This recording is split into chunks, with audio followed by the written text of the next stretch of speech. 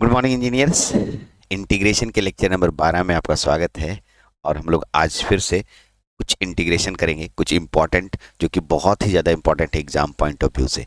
तो एक एक करके हम लोग इंटीग्रेशन को देखते हैं। हम लोग इंटीग्रेशन एकदम कंटिन्यूअस अभी बेसिक्स पढ़ रहे हैं। अभी हम लोग मेथड्स ऑफ इंटीग्रेशन पे नहीं पहुँचे हैं।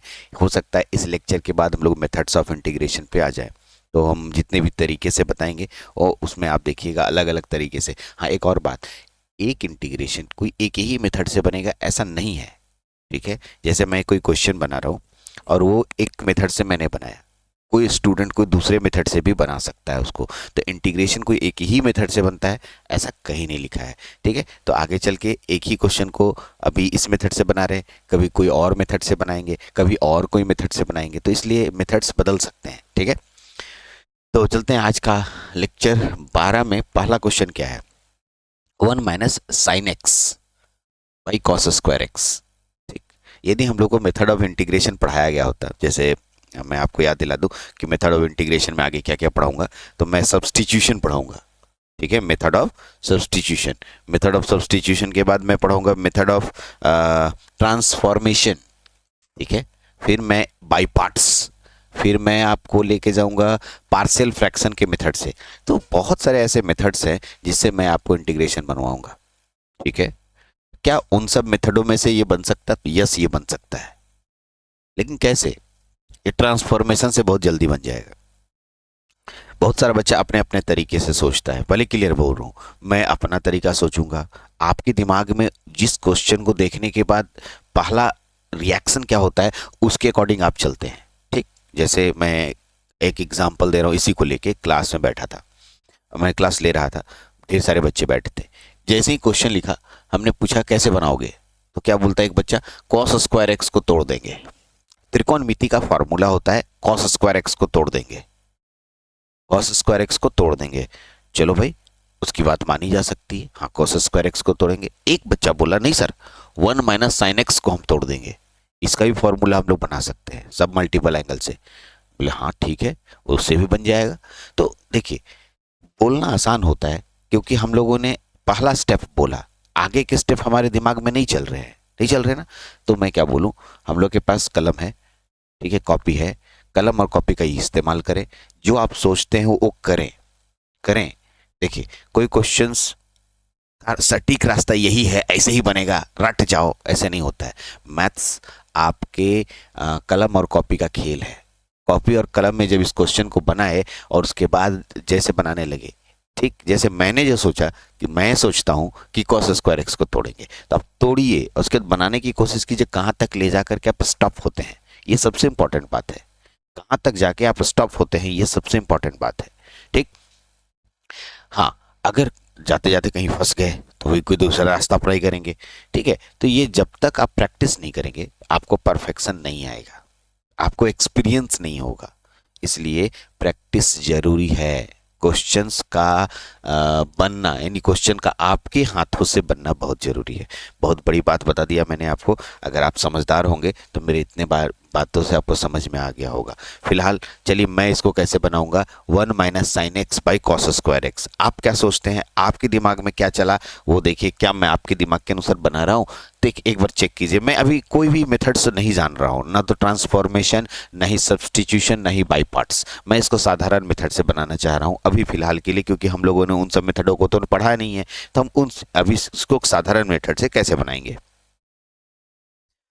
इसको हम कैसे सोचेंगे, मैं कैसे सोच रहा हूँ, मेरा सोचने का तरीका देखिए। जब भी हम क्या सोचते हैं ना कि ऐसा कहीं दिखे, ऐसा मतलब ऊपर में दो टर्म दिखे, नीचे एक टर्म दिखे, तो पहले मैं तोड़ने की कोशिश करता हूँ। ठीक है, तोड़ने की कोशिश करता हूँ। जैसे नहीं लिखा रहता है 3x - 4 बाई, ठीक है, 6x ऐसे लिखा है, तो मैं तोड़ क्या दूंगा, 3x/6x - 4/6x, ऐसे मैं तोड़ दिया। ठीक, ऐसा तोड़ने से देखते हैं क्या होता है। मैं फिर से बोल रहा हूँ, मैं जिस रास्ते को ले रहा हूँ कोई जरूरी नहीं कि वही से आंसर आएगा।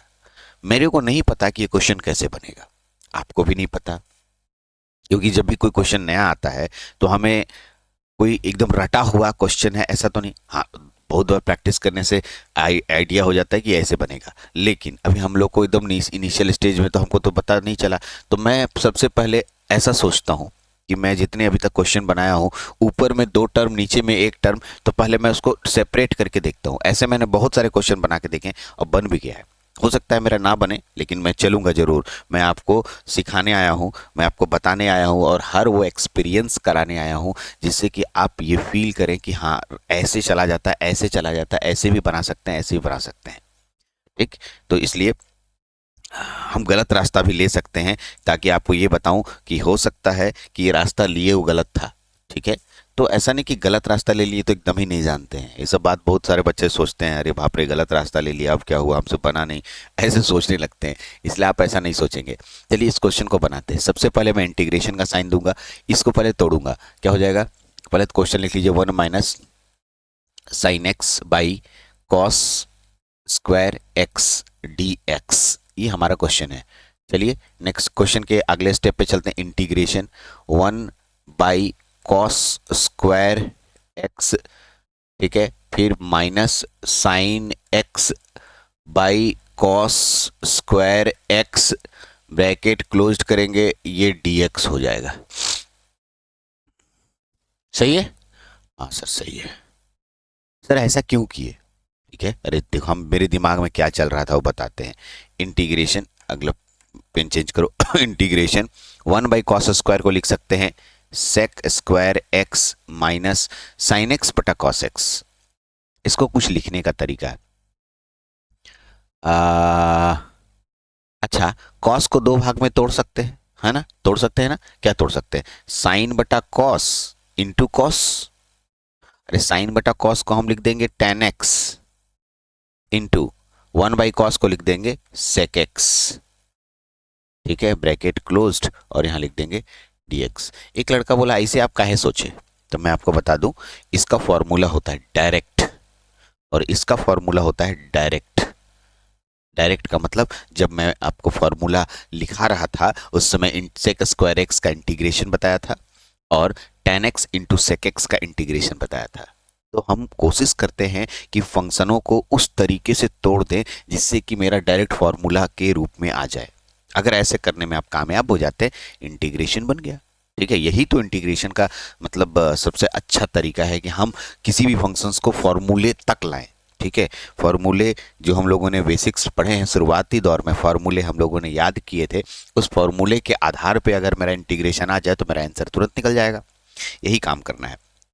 चलिए, तो मैं क्या बोल रहा हूँ कि आगे बढ़ते हैं। ठीक है, अगला टॉपिक, अगला स्टेप में आएंगे इंटीग्रेशन। यहाँ इसको तोड़ देते हैं इंटीग्रेशन में, तो यहाँ हो जाएगा sec square x d x minus integration tan x into sec x d x. एकदम करेक्ट है, एकदम सही है सर। अगला स्टेप में चलते हैं, तो यहाँ पर चलते हैं नेक्स्ट में। अच्छा, सेक स्क्वायर एक्स का इंटीग्रेशन, आपको जहां तक लग रहा है सेक स्क्वायर एक्स का इंटीग्रेशन टेन एक्स होता है, आपको याद होना चाहिए। ठीक है, माइनस को माइनस दीजिए, sec x into tan x, sec x into tan x का सेक एक्स होता है, सेक एक्स होता है। हाँ जी, ठीक है, तो इसका पूरा इंटीग्रेशन सेक एक्स हो गया, इसका पूरा इंटीग्रेशन टेन एक्स हो गया, यानी tan x minus sec x और प्लस सी हम लोग यहाँ पर कांस्टेंट दे देंगे। यही हमारा आंसर होगा, यही हमारा आंसर होगा। ठीक, चलिए, तो ये हमारा एक आंसर हो गया, बहुत अच्छा है, आंसर मिल गया आपको। आप और भी तरीके अप्लाई कर सकते हैं, कोई फ़र्क नहीं पड़ता है। हमने आपको बोला कि एक इंटीग्रेशन एक मेथड से नहीं, बहुत सारे मेथड से बनाया जा सकता है। नेक्स्ट क्वेश्चन पे बात करें। चलिए नेक्स्ट क्वेश्चन पे आते हैं। अरे वाह, क्या बात है, मज़ेदार क्वेश्चन है। अब मैं कोई एक बनाऊंगा, दोनों एक जैसा दिख रहा है सर, दोनों एक जैसा दिख रहा है। एक में लिखा है साइन एक्स डिग्री और एक में लिखा है कॉस एक्स डिग्री, है ना? अब बताइए कि हम साइन एक्स डिग्री को ही बना सकते हैं, कॉस एक्स डिग्री को ही बना सकते हैं। आप जिसको बोलेंगे हम उसको बनाने के लिए सक्षम हैं। आप भी बना सकते हैं, अगर मैं किसी एक को बता दूं तो दूसरा बना सकते हैं। हाँ सर ऐसा तो है। चलिए, लेकिन क्वेश्चन बनेगा कैसे? तो एक लड़का बोला सर ये तो एकदम आसान है, तो फॉर्मूला पे बेस्ड है। बोले कैसे? सर इंटीग्रेशन साइन एक्स का क्या होता है? इंटीग्रेशन साइन एक्स का कॉस एक्स होता है। सर तो इंटीग्रेशन साइन एक्स का तो बस हो गया। जब एक्स डिग्री है तो कॉस एक्स डिग्री लगा दीजिए। बोली कौन बोल कैसे जी? ठीक है, इसका मतलब इंटीग्रेशन अगर मेरे पास साइन एक्स रहेगा और इंटीग्रेशन साइन एक्स डिग्री रहेगा, ठीक है, तो इसका मतलब दोनों का इंटीग्रेशन सेम आएगा, बोथ आर सेम। यहां पर बात अटक जाती है, तब यहीं से हम लोग को कुछ कंसेप्ट समझना है। पहले तो क्लियर कर दूं, यू आर इंजीनियर, सबसे पहले आप इंजीनियरिंग की कोर्स कर रहे हैं या पॉलिटेक्निक की कोर्स कर रहे हैं, तो यहाँ पर सबसे पहला एक यंत्र आपको दिया जाता है, उस यंत्र का नाम है साइंटिफिक कैलकुलेटर। ठीक, मोस्टली बहुत सारे स्टूडेंट के पास होगा, बहुत सारे स्टूडेंट को आपके टीचर्स खरीदने के लिए बोलेंगे। ठीक है, उसके कुछ मॉडल नंबर होते हैं, वो आपको खरीदना होता है।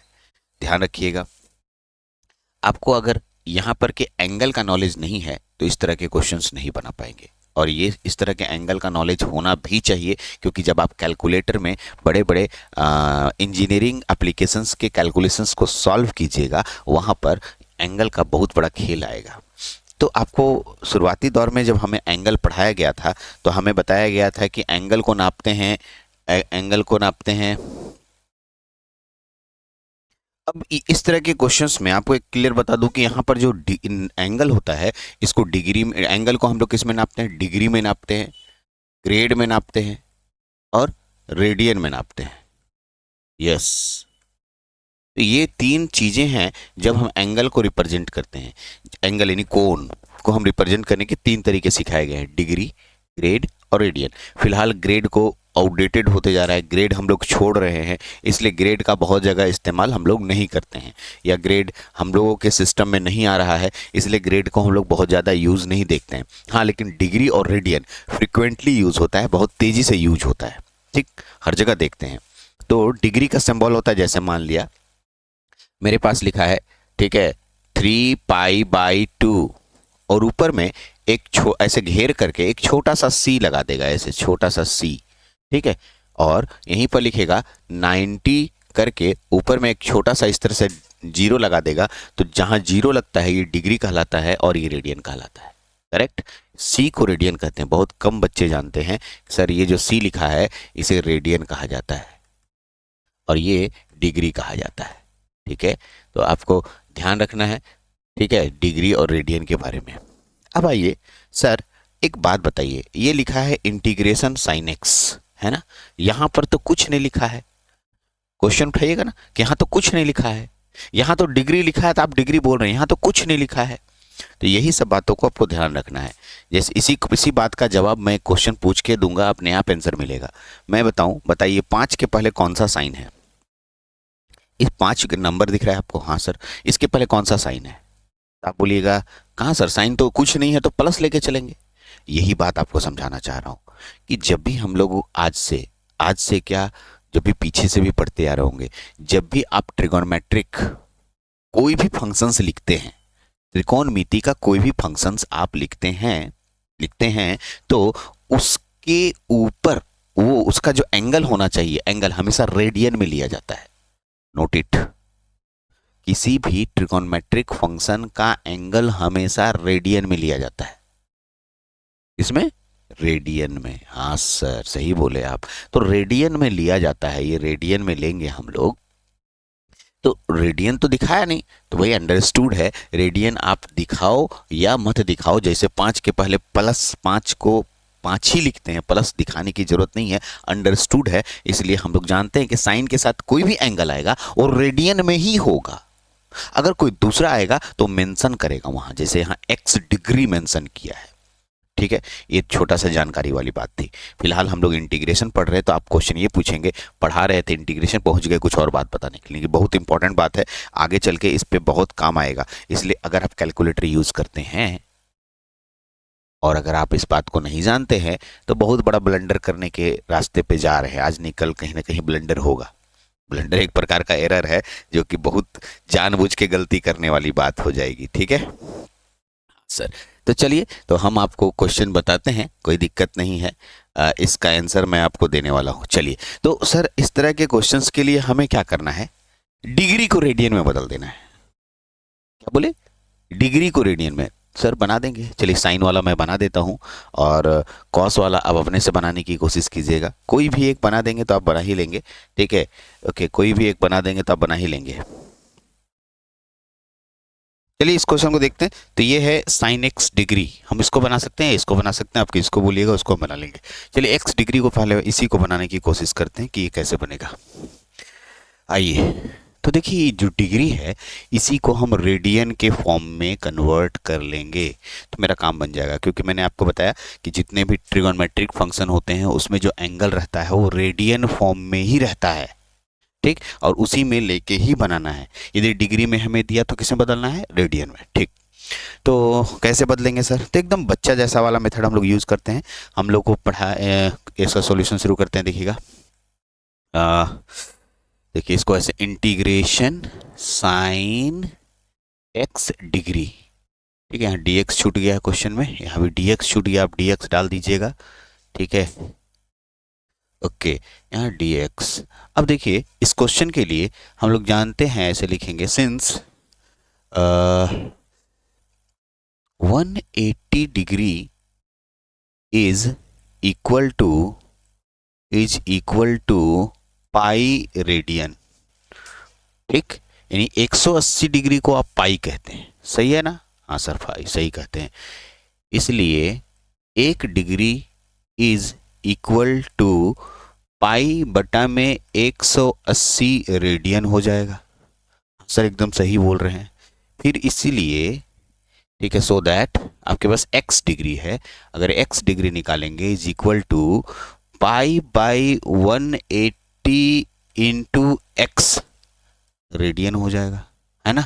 एकदम सही है सर। यानी x डिग्री को, अगर हम x डिग्री लिख रहे हैं, x डिग्री को पाई बाई 180 इंटू एक्स लिख सकते हैं। यानी अब ये जो क्वेश्चन मेरे पास आ जाएगा वो होगा इंटीग्रेशन साइन, ठीक है, x के पास इस x डिग्री को गायब करेंगे, यहां लिखेंगे पाई x बाई 180, इसको dx कहते हैं, ठीक। अब सोचिए इसका इसका इंटीग्रेशन कैसे होगा।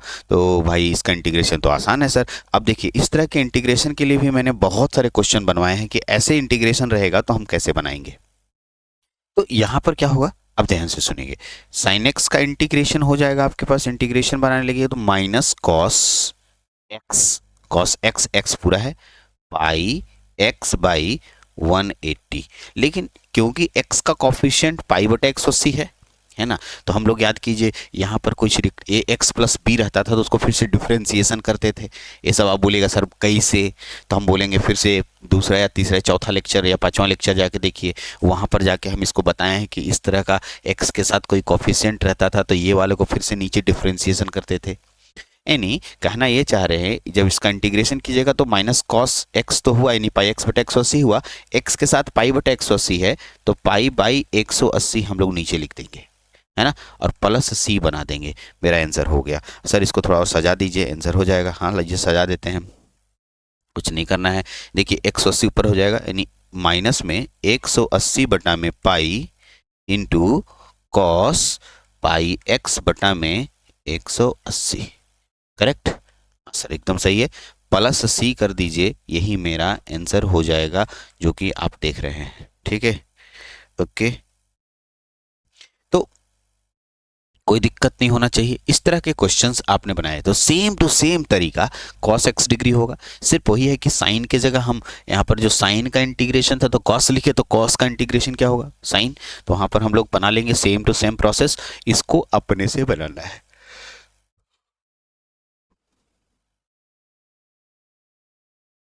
अपने से करना है, ठीक, खुद से कीजिएगा, ठीक है। नेक्स्ट क्वेश्चन पे बात करते हैं। अच्छा, ये भी एक क्वेश्चन है सर, अपने जगह पर ये एक सबसे इंपॉर्टेंट क्वेश्चंस में से होता है, ठीक, ध्यान रखिएगा। ये एक क्वेश्चन ऐसा है जो अपनी जगह पर इंपॉर्टेंस रखता है। क्यों?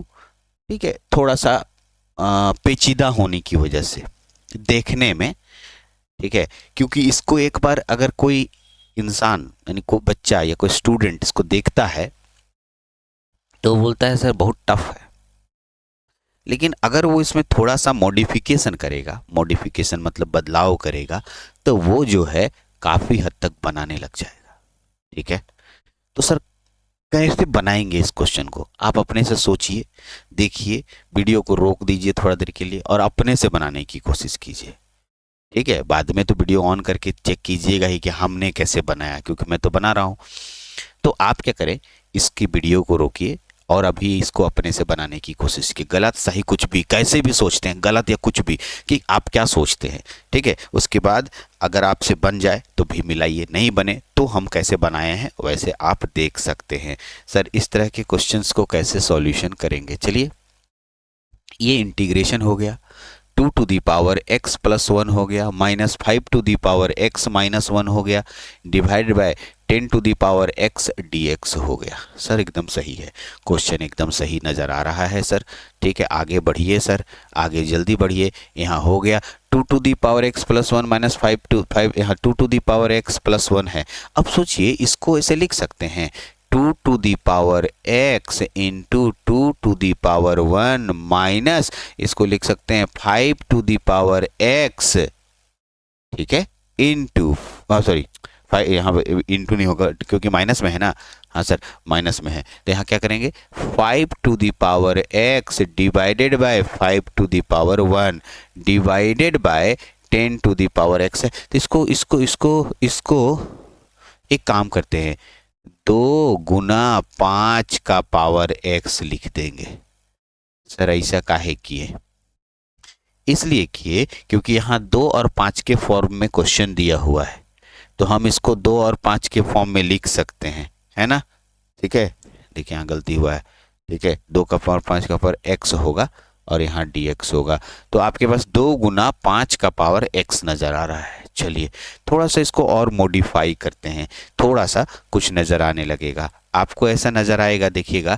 तो ये हो गया 2 का पावर 2, 2 का पावर x दिख रहा है, यानी कि लिखेंगे 2 का पावर 2, 2 इंटू 2 का पावर, ठीक है, x, ठीक, ऐसे इंटू का साइन लगा दीजिए, माइनस 1/5 रहेगा और 5 का पावर x, ठीक है, डिवाइडेड बाय, यहाँ देखिए लिखेंगे 2 का पावर x इंटू 5 का पावर x। अरे दोनों का पावर अलग अलग लिख सकते हैं हम ऐसे, है ना, हाँ सर ऐसा कर सकते हैं, इंटू dx। ठीक है, क्योंकि अगर पावर सेम रहता है तो नीचे वाला दोनों मल्टीप्लाई कर दिया जाता है, या ऐसे कह सकते हैं कि अगर दो मल्टीप्लिकेशन के फॉर्म में है पावर है तो हम दोनों को सेम लिख सकते हैं। क्या ठीक है, समझ रहे होंगे इतनी बात आप अच्छे से, यहाँ तक में कोई दिक्कत नहीं है।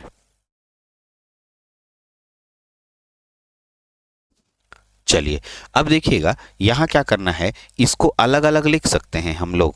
सर अलग अलग कहने का मतलब, सर ऐसे 2 का पावर, सॉरी 2 का पावर नहीं है, 2 है, इंटू 2 का पावर x डिवाइडेड बाय, यहाँ लिखेंगे 2 का पावर x इंटू 5 का पावर x माइनस 1/5, 5 का पावर x डिवाइडेड बाय 2 का पावर x इंटू 5 का पावर x dx। ठीक है सर, अब इसमें कुछ काट कूट नज़र आ रहा है, हमको लग रहा है ये 2 का पावर x से 2 का पावर x कट हो जाएगा, 5 का पावर से 5 का पावर कट हो जाएगा। चलिए अगले स्टेप में बात करते हैं। ठीक है, अगले स्टेप में क्या दिख रहा है,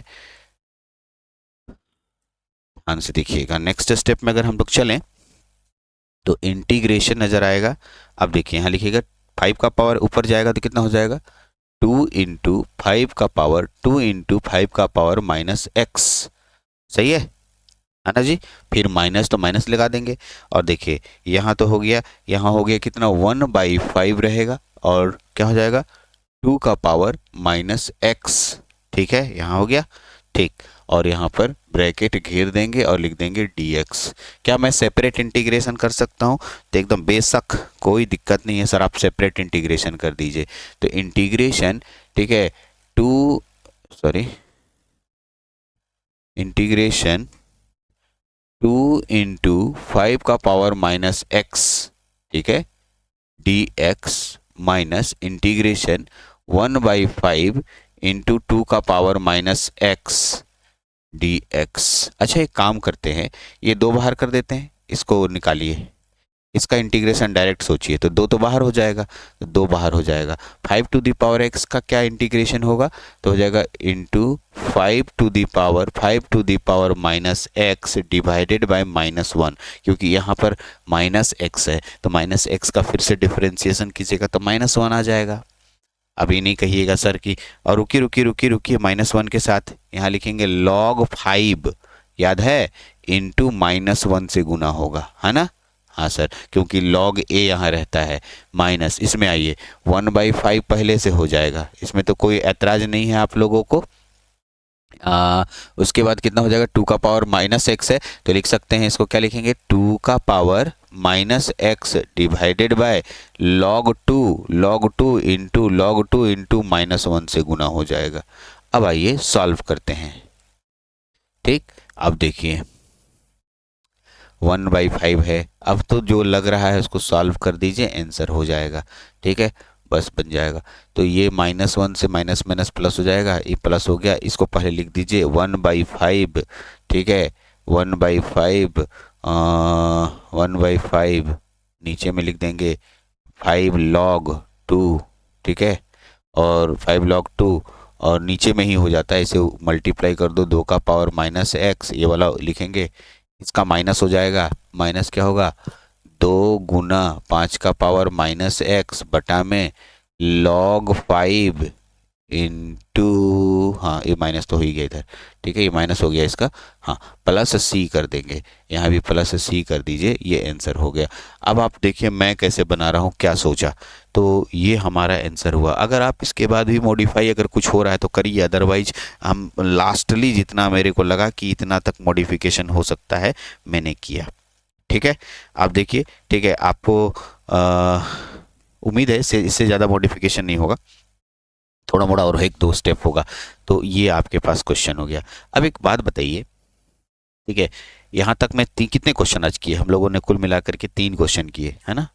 एक 3 तरह के क्वेश्चन, तीनों इंपॉर्टेंट है। पहले तो तीनों को वीवीआई लगाइए, इसको भी वीवीआई लगाइए, इसको भी वीवीआई लगाइए, ये आएगा एग्जाम में मोस्टली, और ये भी वीवीआई लगाइए, तीनों के तीनों को। ये इंपॉर्टेंट क्वेश्चंस में से हैं, बहुत ज़्यादा इंपॉर्टेंट क्वेश्चंस में से हैं, इसलिए इनको अच्छे से प्रैक्टिस कीजिएगा।